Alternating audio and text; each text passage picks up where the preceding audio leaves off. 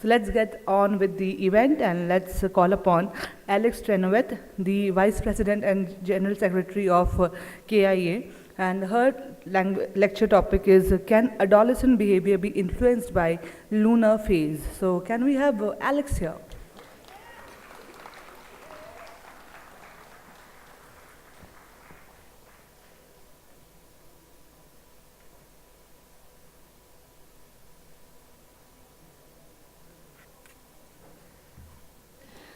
At last. If you didn't know, I've been kind of idling for the past 24 hours waiting for my turn to speak. I was supposed to take Gopal's turn yesterday, and then I was supposed to speak this morning, but Jules was unwell. So I'm really glad to finally be up here and have the pressure off.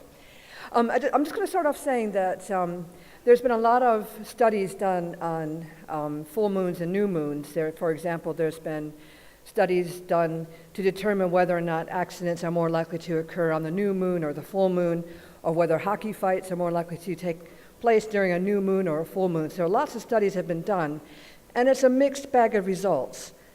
So it's been very interesting to do this question.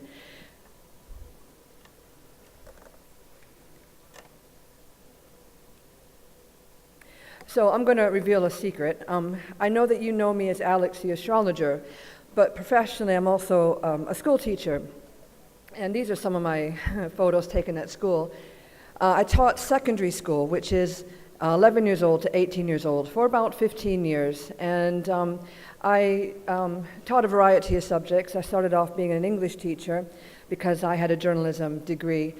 And then I decided that I really wanted to be a history teacher because that's what my second interest was. So I studied history for a while, and I taught history. And then I managed to work my way into the science department teaching physics, which was great because, of course, I would be really good at the astrophysics part, the astronomy part of the physics paper. So that's been a very interesting journey for me. But I had to leave full-time teaching because of my traveling, and consequently I started teaching primary schools, which are the younger ones, ages 3 to 11, when they go into secondary school. I'm not too keen on the really little ones because they kind of scare me a little bit, but I really enjoy teaching the older children. One of the things that children will hear as they become educated, and by the way, all of us have to go through education. You know, we all are educated in some way. Most of us go through schools in the formal way. But one of the things that teachers have to do is we have to create something called memorable lessons. And that is a kind of lesson that students will remember, you know, when they're in their 30s or 40s, when they're talking about their school experiences to their own children. So I was actually, when I first started teaching, I was banned from telling anybody I was an astrologer. I was actually told that if a parent complained about me being an astrologer, I could be dismissed for gross misconduct for bringing the school into disrepute. This is a true story. So I had to keep my astrological studies very, very quiet. And I only became a teacher to pay for my astrological courses because, you know, they're very expensive. But I found that very frustrating because I thought being a teacher would mean I'd have the weekends off, and I'd have long summer holidays, and I'd have Christmas and Easter. And I really was thinking that I could manage studying astrology and teaching at the same time. And it took me maybe 3 days of teaching before I realized that it was going to have to be one of these things, one or the other. But you know, I kind of pushed my luck a bit, and I started experimenting with astrology with my classes. These are my secondary school classes. And I started off, because we have all their birth data, because we have to know their dates of birth. And I started off being sneaky about it, and I thought that I would put all the, in my seating plans, I'd put all the fire signs in one section, all the earth signs in the next section, all the air signs in the next section, and all the water signs in the fourth section. And I thought this is going to be fantastic, because I'm going to know how the students work and how they think and la la la. Well, just let me tell you, if you're a teacher and you're listening to this, never do that. Because what happened was the fire signs took over, the air signs shouted across the room to the fire signs, the earth signs just sat there in silent shock, and the water signs started rocking themselves, you know, to self-soothe. So, you know, that's not really a good idea. So I had to find a different way of working. And, but I just want to tell you about this one little thing that I did to create this memorable lesson. This is my year 9s, my 9-year-olds, they're grade 4, year 4. I did a lunar gardening experiment with them. And what we did was the moon was in Libra. This is a Lahiri chart just done in a round circle.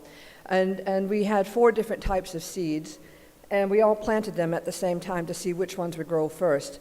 And it's not really an experiment because there's too many independent variables there, and with 90 children, because I actually involved 3 different classrooms. So it's not really an experiment because there's too many things that could vary from person to person in there. To give you an example, I had this very hyperactive boy. I hope I don't say his name by accident, but he was very, very, let's just say active. He was someone who couldn't keep still.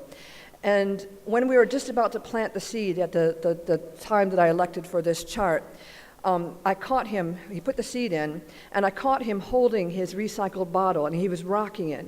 And he was swearing, he's promising his little plant that he was going to look after it forever. He's going to take good care of it, and he was going to look after it every day, and he promised to speak to it. So, little things like that I think can actually change whether or not a plant grows. And it certainly was a very intriguing way to react to a recycled water bottle with some dirt in it. Anyway, so this, we, with a lot of other teachers, we managed to create this display of our recycled water bottles. You can see it on the bottom right corner. It is a recycled bottle with a bit cut out of it, the dirt put in. The children all had the seeds, and they put them in at the same time, and we tried to see which one would sprout first or which would bear fruit. And then we created a nice little display of all the water bottles. But you can see what's happening here with the dependent variables is that, some of the bottles get more sunlight than others, and so there's lots of different things that affected the growth of the plant. But I hope that I created a very exciting, very memorable lesson. So our current educational system is based on the industrial age model.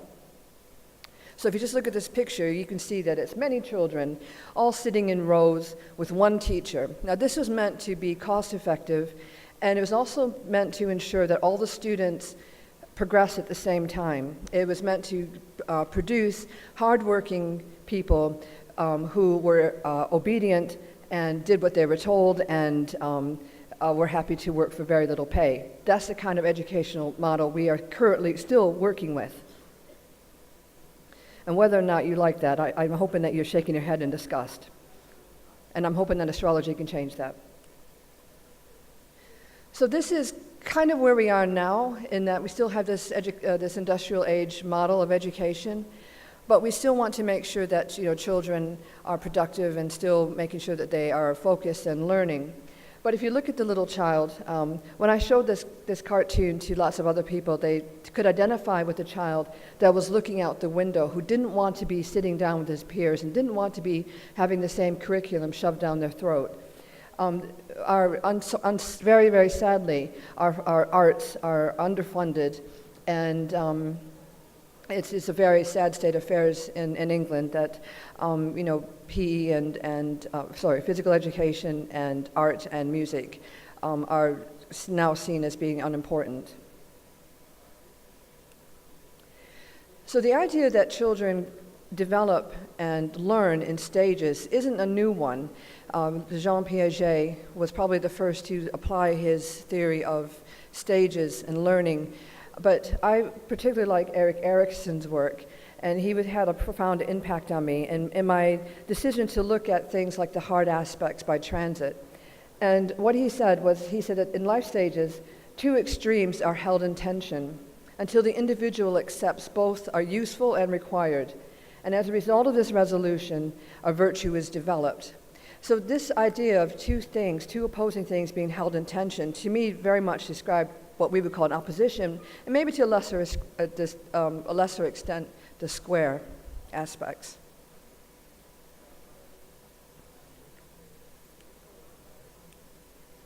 So I'm just going to talk you really quickly through the Jupiter stages, because when I'm using astrology in education, I'm only looking at Jupiter and Saturn.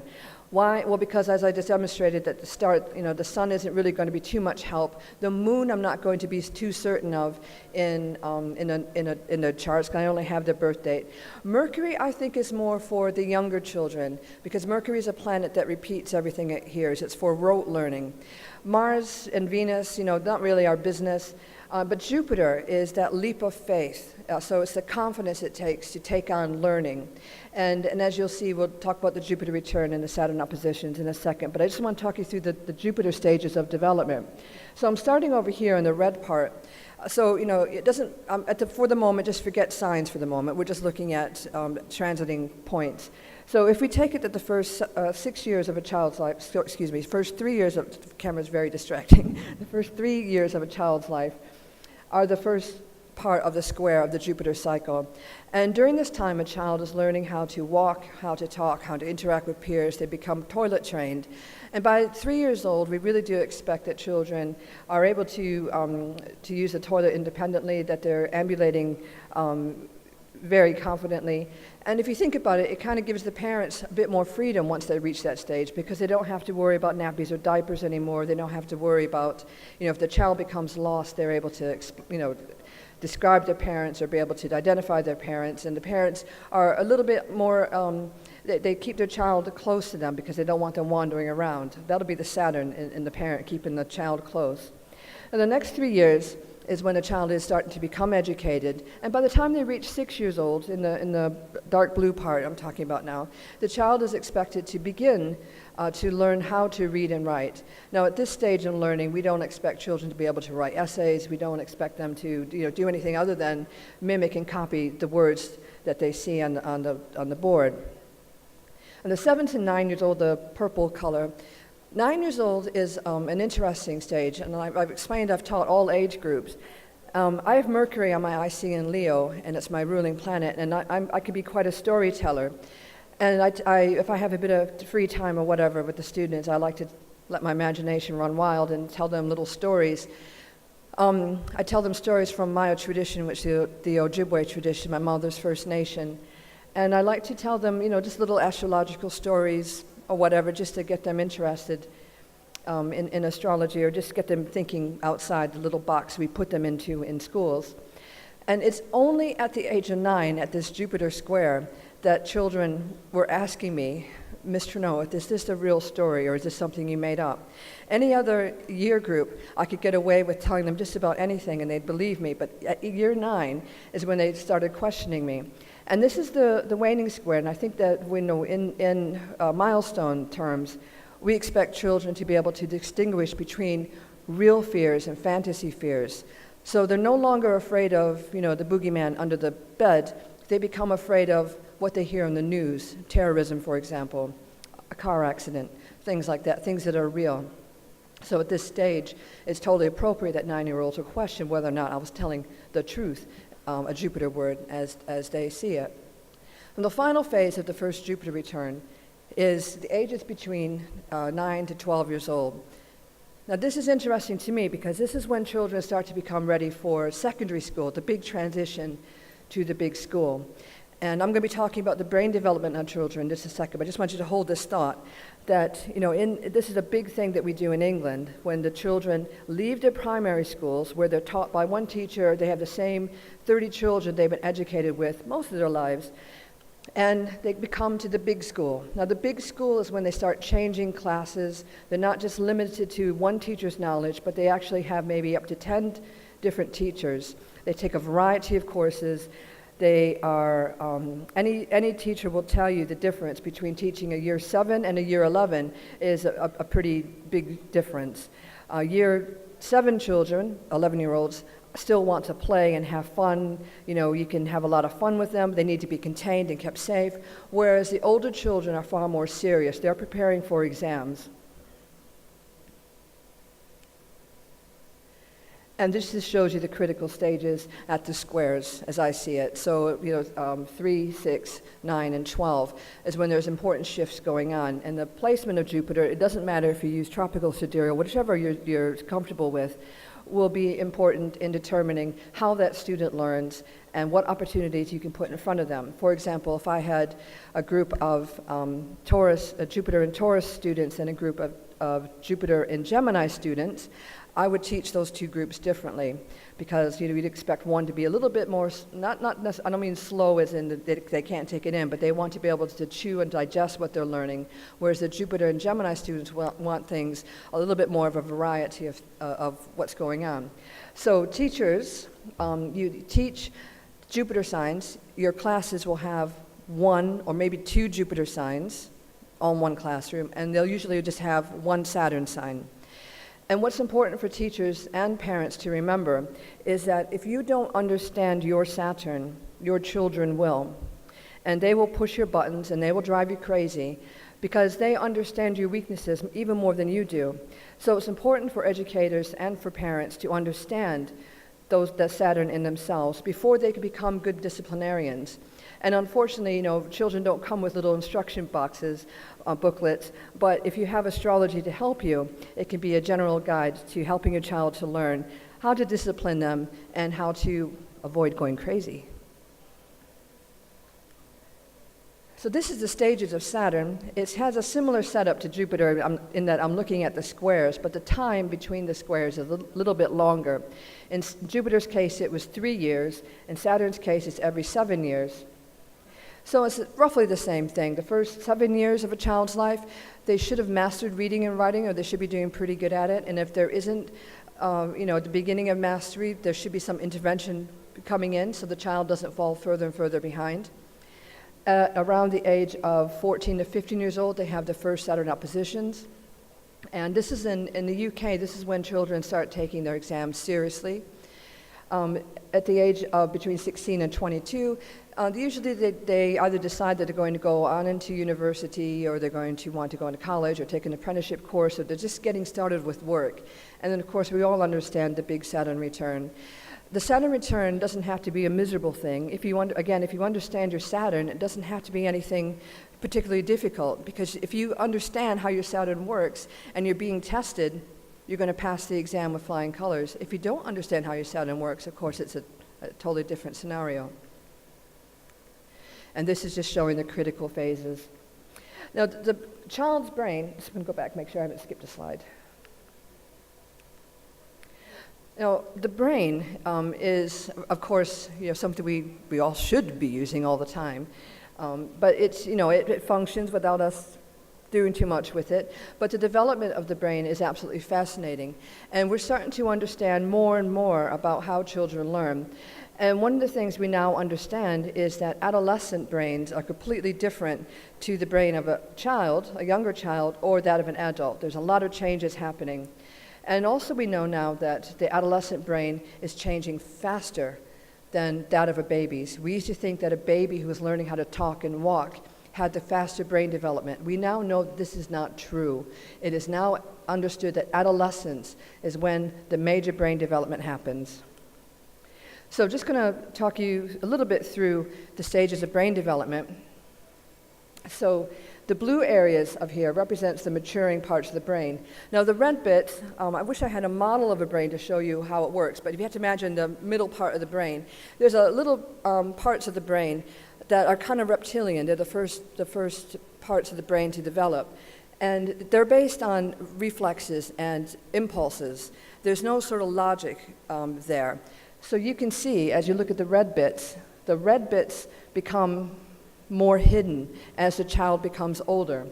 But the blue bits and the green areas there show where the action is. The green is where, the blue is where the maturing parts of the brain are. So you can see roughly between the ages of 10 and 15 is when the majority of this is all happening. And the brain doesn't stop developing until around the early 20s. So this is a cross-section of the brain, what I was trying to describe before. Now, there's a little part that looks like a cherry, and it's called the amygdala. And this holds memories of trauma. So if someone is neglected when they're a child, and they grow up as an adult, and they are in a similar situation where they're experiencing or expecting trauma, it's the amygdala that's triggered, and it's throwing out little memories or little warning signs that this happened before, and this is what's going to happen if this situation carries on. And so when often we see adults fly into rages, or we see, people experiencing trauma, it's maybe a good exercise for them to just try to put their feet on the ground and try to remember that just because something happened in childhood doesn't necessarily mean it's going to repeat in adulthood. This is a close-up model of human brain cells. And the point I want to make about synapses is synapses are kind of like, they're not connected. They don't actually touch. There's a little gap between them. And I think that the confidence, the leap of faith in Jupiter is very nicely demonstrated in how the synapses start to connect in adolescence. So if you can just imagine a very big house with new carpet, and the person who lives in that house maybe has dirty shoes, and as they move around the house, certain areas start to get like a path worn through. Certain parts of start to show where the worn and care is. And this is how the brain development happens in adolescence. The same things that a child does at that age, between the ages of 11 and 14, start to develop the habits of a lifetime. And this is why, we as teachers need to be aware that, it's not just, when you're teaching children of that age, it's not just teaching them knowledge, but you're actually teaching them how to live a good life, how to have habits that are going to serve them well for the rest of their lives. It's a really important stage. Unfortunately, in England, secondary school teachers are overworked. When I was a history teacher, I could have up to 480 pupils over a 2-week period because my rota rolled. And there's no way I could possibly give attention to each and every one of those 480 students. The only way they could get special attention is if something was really wrong. And we have the situation where students who are quiet get ignored. If they're Joe average, they don't have any behavior problems, they're likely not to have any sort of special intervention, which if you think about it is really sad, because that means the majority of students aren't having their learning needs met. Now this is a 3-year-old, the cross-sections of 2 3-year-olds. One has normal brain development, and the other has experienced extreme neglect. Now I was talking about the amygdala and the little bit inside the brain. The normal 3-year-old on the left, you can see that there's not a lot of, you can still see the area that's being used, but it's not as obvious as the other side, where the amygdala is into overdrive. And also you can see that the size of the brain is different. Now the good news is, if we can identify children who have been traumatized or have had some sort of difficulties at this age, the new brain development between 11 and 15 means that we can help that brain to catch up. But if we're unaware of how that brain works, or unaware of that child's trauma, and that child gets left behind, there's no way that that brain will ever catch up ever again in their life. Or if it does recover, it'll be a very, very slow recovery indeed. So adolescent brain development, and adolescence in particular, is extremely important time to help children develop for the rest of their lives. So I just got Mr. Cotter saying, the habits of a lifetime are formed in adolescence. And you can do your own research on this. You can look on Wikipedia and look at some people, famous people, musicians, for example, and you will see that many of them start playing the guitar or start learning how to sing when they're between 11 and 13. Or actors and actresses start acting between the ages of 11 and 13. The other interesting thing about the brain is that girls start to develop faster before boys do. So by the time they come into secondary schools, girls are ready to settle down and learn, whereas boys are still being silly. I never thought I'd say this, but I think at this age it might be a good idea to separate boys from girls. So girls can learn, boys can get the attention and do the physical things that they need to do without interfering with the learning of the girls. And by the way, boys, I hate to tell you this, but consistently across English exams, girls have always outscored boys across all subjects. So what is good behavior? Okay, in the school, good behavior is basically sitting down and being quiet. Yes? You know this from teachers? Sitting down and being quiet and doing your work. Exactly what you might expect in a factory. Now, I'm going to show you some school data behavior. In my job as a teacher, I was something called a pastoral care manager, which meant I was in charge of behavior. And what this particular school did was they had the behavior sheet. And what happened was if a student was playing up and nothing else worked, you would give them a formal warning. And the formal warning went a bit like this. This is a formal warning. You are disrupting the class. If you continue to disrupt this class, I will write you an incident sheet and give you a detention. Okay, so if the student continues to play up, we write them an incident sheet. A copy of the incident sheet went on their permanent records, and a copy of it went to the parents, a copy of it went to me, and a copy of it went to the teacher who wrote the incident sheet. The thing about incident sheets is when the teacher is so busy with so many students that if they actually wrote the incident sheet, they must have been really annoyed to remember to do it because it's work. And nobody wants to do more work, so they must have been annoyed to do it. So behavior of younger adolescents is different, and I'm going to show you how in a second. Now remember, these are Jupiter returned students that I'm looking at. I'll come back to this slide. And this is just a summary of the astrological significators that are going on at different age groups. So at 3, we have the waxing Jupiter square. At 6, the first Jupiter opposition. At 7, the first waxing Saturn square. At 9, the first waning Jupiter square. At 12, the Jupiter return. 14, they get the Jupiter sextile as well as the first Ptolemaic aspect from an outer planet, Uranus sextile Uranus at 14, and at 15, the Saturn opposition. Now, when the child starts secondary school, it's completely noticed and accepted, but everyone kind of throws their hands up in the air and says, we don't know what to do about the transition gap. The transition gap means that students who come from a primary school who are high achievers, they experience a dip in academic performance, and it's pretty much blanket all across wherever the students are, wherever they're from, whatever economic background they come from.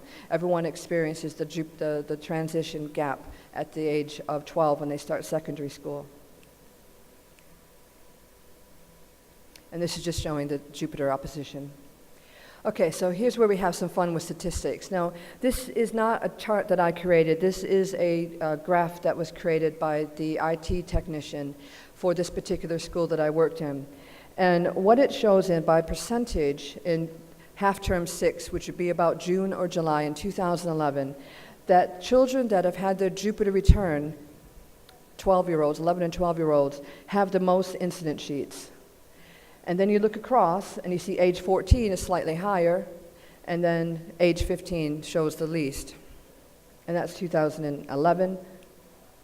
But if I show you the next year, you can see that it's pretty much the same thing. We have age 12 having the most incident sheets and age 15 having the least. But I think what is interesting is that if you start separating the behavior by type, is you start getting a different story about how Jupiter and Saturn work in children. And here we have the number of incident sheets for disruption and disruptive behavior, the academic year 2012. This shows that children who have their Jupiter return receive more incident sheets for disruptive behavior than the older children. And here it is replicated 4 times. So the blue line shows the half term. You can see that the blue line here on the left, there's more incident sheets for disruptive behavior than it is in the older children on the other side of the chart. So you can see that this is replicated 4 times. Jupiter return children are more often in trouble for disruptive behavior than the older children.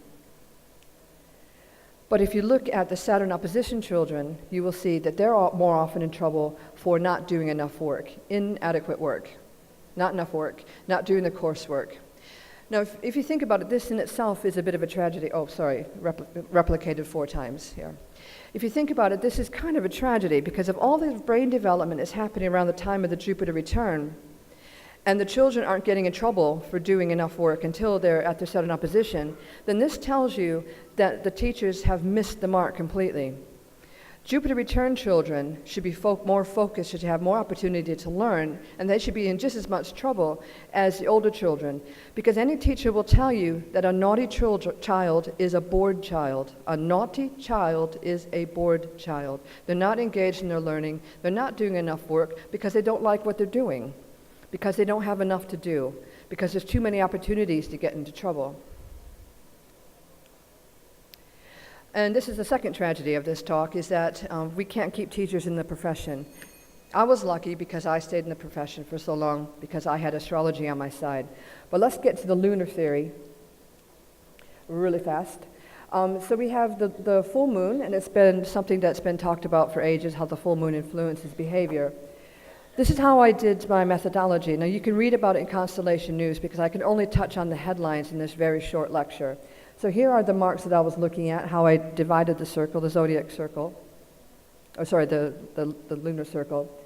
And what my analysis shows is that it's not the full moon when children are misbehaving, it's actually the new moon here. And so you can see that this chart clearly shows that it's the new moon when children are more likely to misbehave. And here it is. I took the girls out of it because I found no gender divide. You can forget about menstrual cycles and all that. Boys got the most incident sheets. And still, when you took the girls out of the picture, still boys had more incident sheets at the new moon.